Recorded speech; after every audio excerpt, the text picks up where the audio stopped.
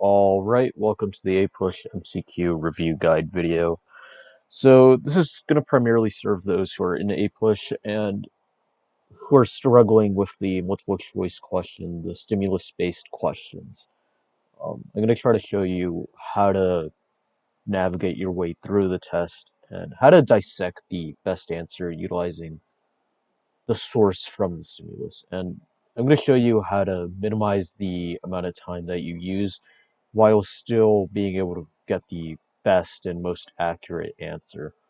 Um, Really just showing you my test taking strategies. I took the exam in 2025 and received a 5 on the exam, so I'd say I'm pretty qualified to show you how I do it. And I'm going to show you how to go fast. So I'm going to go relatively fast in this video. Alright, so immediately, the first thing that you want to do when you look at these questions is immediately look at the source. So, John Gerard, I have no idea who this is, okay? The herbal or general history of plants. So he's going to be talking about plants, maybe some agriculture, something like that. 1597. Relatively early European colonization of the Americas. And John Gerard, we can assume this guy's a European, right? So, and you'll quickly realize that you really don't need to read the entire excerpt that they give you. Really, just quick skims, brief reading, that's it. That's all you have time for. You have a minute per question. You got to move fast, okay? So, Gerard's description of corn in the excerpt best reflects which of the following. So, immediately, A, definitely not. B jumps out immediately. Assumptions about superiority of European culture, right?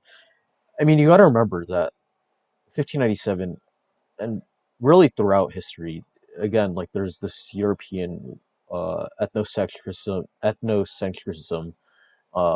white supremacy idea always floating around these Europeans that they're inherently better, that they're God's people, or that the natives are subhuman, right? And so that applies to culture as well, right? It's really just this narcissistic view on your way of life, right? So immediately B, because it connects the time period, right? It shows the broader, the bigger ideas that are going on during this time period. Now, C does seem enticing because I mean it's talking about crops, so right, it would make sense. But again, B is just so much more better because it's talking about the entire idea, the bigger picture. So always try to look for that, right? So B. All right. The development that brought corn to the attention of botanists. Okay, so immediately it's just saying what brought corn to, or how did Europeans come to this plant or whatever, corn, right? A, immediately Columbian exchange. You should know this. This is the process in which different resources or plants or whatever came from the old world, otherwise known as like, Europe, right, into the new world, the Americas. Okay, so all of this process, you should know this. Again, being definitely all of this, you should know immediately. You should be able to eliminate. All right, new source. Joseph Galloway, a plan of a proposed union between Great Britain and the colonies. Okay, so immediately, I have no idea who Joseph Galloway is, to be honest. Proposal debated by the First Constitutional Congress of 1774. Okay, big right here. All right, so we know the time period, what's going on. There's this resentment from the colonists towards Great Britain, right? They're upset about they're upset over the taxation without them having any representation from Parliament, right? Uh, they believe that they're Englishmen and they have their rights and that they should be able to consent to the taxes that were being imposed on them, right? And the title as well, a plan of a proposed union between Great Britain and the colonies, so it gives us some information already without even having to read this, right? Okay, so the excerpt must strongly suggest that in 1774, which of the following is most correct? The American colonists were united in desire for independence. Again, no. You should know that by 1774 there wasn't a unified call for independence. You should know that many still during this time period believed that they were Englishmen, and they wanted to be loyal subjects to the crown. And even with the title, just reading it, you should know, like, no. B is obviously no. C, right here, this is essentially what the title is describing, a union and a compromise between them. And again, you should know that most colonists at this time period, they wanted Great Britain to recognize that they were being violated of the rights, and they wanted to be reconciled with and still remain British subjects, right? They wanted to be colonists. Most of them weren't calling for independence during this time, right? So immediately C is the answer. All right. The key concern that Galloway's plan was designed to address was immediately A. You should know lack of American representation in British Parliament. This is the whole idea of, and which set up this why the colonists began to resent British Parliament or British, because there wasn't any representation. They couldn't consent to the taxes. Therefore, it was a violation of English law, of Englishman rights, and they believed that they were English men, that they had these rights. So A, immediately, it's this foundational idea. This is what it's talking about. And then C is enticing because it does mention high tariffs. It mentions the taxes. However, it wasn't the taxes themselves. You should know this, that it wasn't that the taxes were too high. It was the idea on or how the taxes were being imposed by the British government. And that's what you should know this. It's a bigger picture, and that's what it wants you. It wants you to demonstrate that you know that it's the bigger picture, that it's a foundational idea rather than the actual taxes themselves. So immediately, A. All right, new source. We read South Carolina Ordinance of Nullification. All right, so this is going to be dealing with the nullification crisis, 1832. All right, so we got Andrew Jackson, John C. Calhoun. Again, you really don't have to read it. All right, so the ideas expressed in the excerpt emerged most directly from a larger intellectual debate over a D immediately relationship between the federal government and states, right? Nullification, this idea that the states could nullify a law if it was against the Constitution, right? Directly relates to the relationship between the federal government and the states. That if, again, the federal government oversteps its boundaries, states can nullify that law, right? And that's what South Carolina claimed that the North was doing with the taxes, with the tariffs, right? So immediately D. The excerpt most directly expresses an economic perspective that immediately A prioritized regional interests. Again, South Carolina, they weren't benefiting from these protective tariffs. There wasn't any industry in the South, right? The industrialization was within the North, and so therefore that's why they wanted the tariffs, the North. And so South Carolina just had to pay more for the uh, it was more expensive to import uh, foreign goods, right? And so it's regional interests. Regional interests. It's essentially saying what's best for our region, best for our state, right? It's almost like this early form of populism, of what's best for the people within my region, the common man, right? So regional interests immediately. All right. Arguments similar to those expressed in the excerpt were later employed to justify which of the following. Okay, again, you should know nullification. States can nullify laws if they are unconstitutional, right?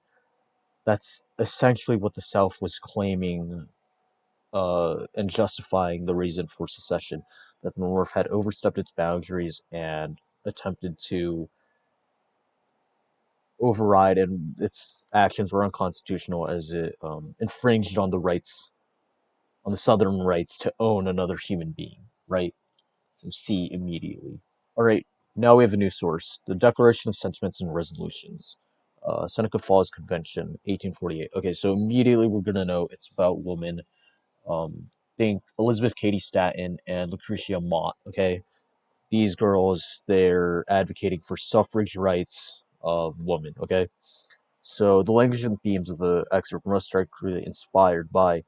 So, really, even if you don't know that the Declaration of Independence was a direct influence on the Seneca Falls Convention. Just by reading all of these, you know that again, Articles of Confederation would not influence it. This was the early form of government for the young nation. Northwest Ordinance, no. This helped states or territories apply for statehood. Um, United States Constitution, again, no. It's Declaration of Independence. Because it's more of a philosophical and just a profound document talking with a lot of Enlightenment ideas, talking about liberty, talking about freedom, talking about rights, inherent rights. And so this applies most to, again, it's inspiring to the liberation of women, this political liberation for women, right? The obtaining of suffrage rights. So B immediately. But regardless, you should still know that Declaration of Independence huge influence on that.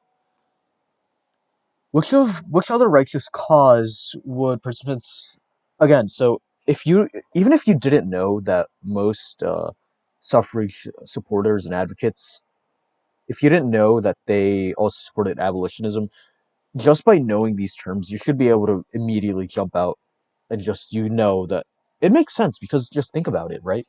If one politically oppressed people and they're calling for their liberation, why wouldn't you also call for the liberation of that? If you truly believe in the liberation of one people, it's gotta apply, or else you're just a hypocrite, right?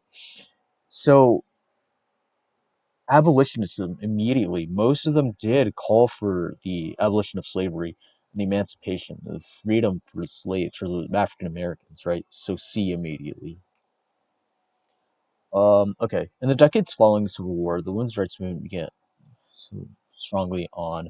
Okay, immediately you should know the right to vote, right? This women's suffrage movement. Think about the NWSA, NASA, um, again, uh, Elizabeth, Elizabeth Cady Stanton, Susan B. Anthony, all of these women that are calling for the right to vote. And then B, C, and D, all of these are social issues. And even if you didn't know that it's about voting, it makes sense because in order to move on from political, you're going to have to focus on political rights first and political liberation before you focus on the social issues as well, because this is more pertaining and it's a universal issue, correct? So that's why you should just be able to know immediately. A. All right, new source. So this is a historian, and these are a bit more tricky because you actually have to somewhat read the source. You can't just get away with just completely or skimming it and or some right. You have to read it in more depth a little bit. So 1850s, 1830s, sharp increase in immigration after 1845. All right, so it's going to be talking about immigration. Ethnic conflict among whites rivaled sectional conflict as a major. So there's this ethnic conflict between these white settlers who've been living within the nation already and new immigrants, right? Okay, so and we know exactly what this is talking about. Irish potato famine. A substantial amount of Irish immigrants are moving to the United States. All right, so the question: which of the following most directly contributed to the sharp increase in immigration after 1840? Immediately, you should know crop failures and revolutions in Europe. Again, Irish potato famine. A significant amount of Irish immigrants, Irish Catholic immigrants to the United States. So B. All right, which of the following could be best used as evidence to support the argument in the excerpt? Uh, so basically, it's focusing on the ethnic conflicts, the tensions that are going on between these immigrants and these white settlers, right? Immediately, you should know it's A, that most of these Irish immigrants are Catholic and immigrating to a nation which is predominantly white, Anglo-Saxon, Protestant nation, right? So immediately, A, you should know, and because of these different religious ideologies, these religious beliefs, you're gonna have conflict, and because they're a minority, again, they're gonna be oppressed and they're gonna face discrimination. and racism. So A, immediately. The conflict described in the excerpt is most similar to what conflict. All right, so again, there's this massive rise in nativism, this massive rise in xenophobia. What other time period was this most prevalent? And then C, the First World War through the 1920s.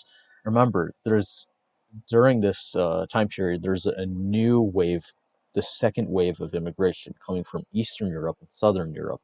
You know, you got Poles, Slavs, um, Russians, Jews, and so all of this, it's causing this new wave, this new wave of xenophobia, right?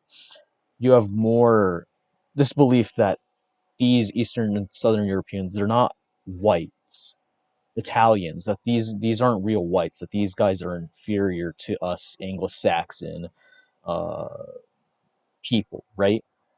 And so again, so you should know that there's this massive rise in anti-Semitism.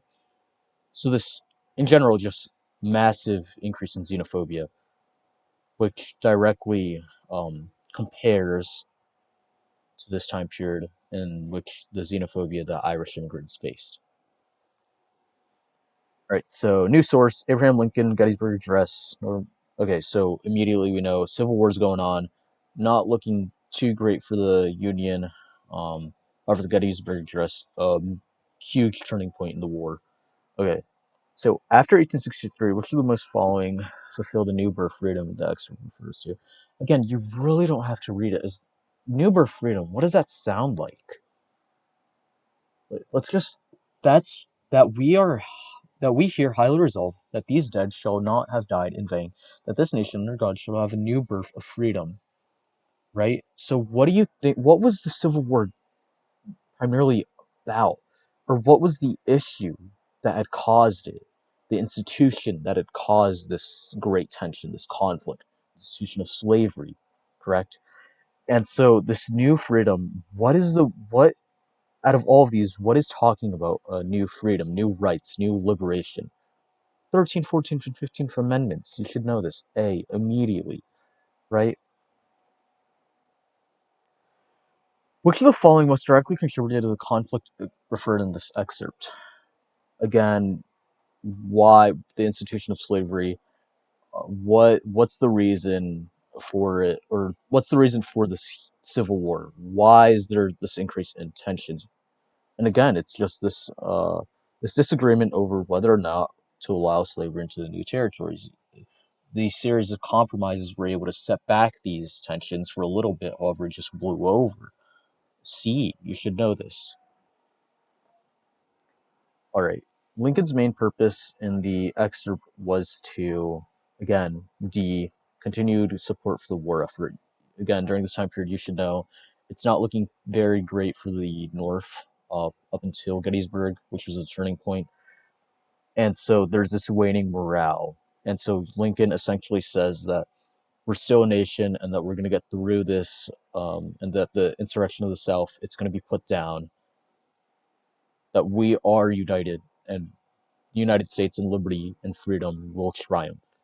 And it's very inspiring for everyone within the North, within the Union. D, continued support.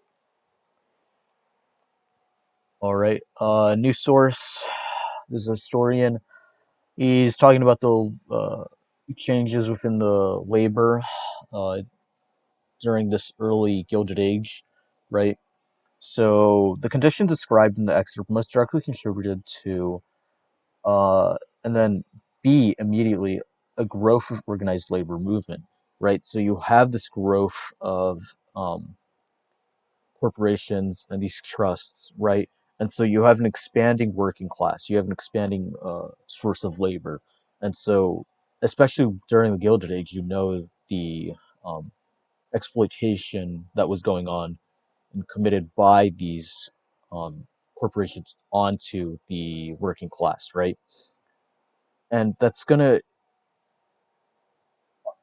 primarily lead to the growth of and a working class joining these labor unions, right? So B, immediately.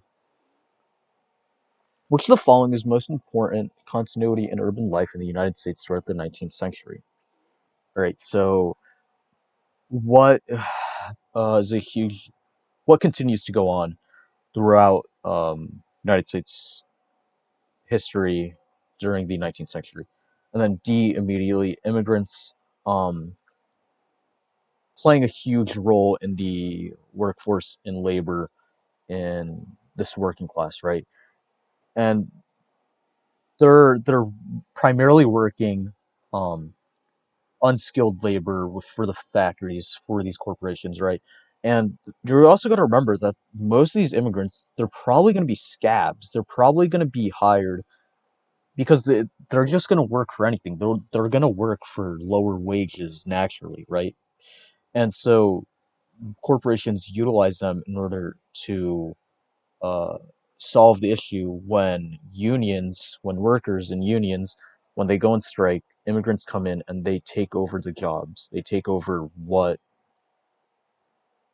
the striking and they solve the issue, right? All right, so William on Boss Tweed. So new source of cartoon, William on Boss Tweed, Tammany Hall, corruption, political machines, system of patronage, right? And he is saying, as long as I count the votes, what are you going to do about it? So this is obviously making fun of the rampant corruption that is going on, and it's a critique. It's suggesting change. It's demonstrating the corruption that these political machines and the influence that they have on politics, and it's suggesting change. So the image is most likely directly was created in response. Again, the power to gain by urban political machines, the corruption which they have, the system of patronage which exists. So immediately see. Which of the following changes to the United States during the 19th century most directly contributed to the development depicted in the image? Again, A, rapid growth of cities. Without this, these political machines, these political bosses wouldn't emerge. Um, they wouldn't. They would. There wouldn't be a cause to innovate, which they arguably did innovate. However, at the cost of rampant corruption within the cities, right? And political bosses really they were only present within these large, booming industrialized cities. So there, you should know. During the late 19th century, politicians such as the one depicted in the image most likely would have opposed. So William Boss Tweed, again, these guys are all about corruption, all about patronage. The calls for the reforms to local and state governments. They want to maintain the system. They want to maintain the status quo of them maintaining power, of them upholding the system of corruption. So they're going to naturally oppose these progressivists who are calling for different or change for reform in these localized city governments, right? So D immediately. All right, this is the end of the video. This will be part one of the series. I'll be uploading the part two shortly, which will go into the second half of American history. I hope this helped anyone who was struggling with the MCQs and hope to clear that up.